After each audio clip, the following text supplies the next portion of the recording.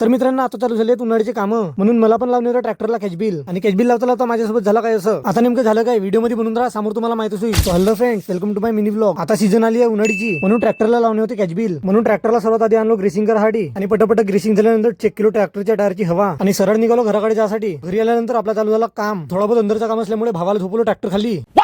आणि टायरच्या डिस्कचे 1-2 नटा खराब झाले होते, तर त्यांना पण चेंज करून टाकला. तितक्यात मामाचा पोरगा बोलला काय असं, आमच्यानं असं झालं म्हणून आम्ही असं केलतो.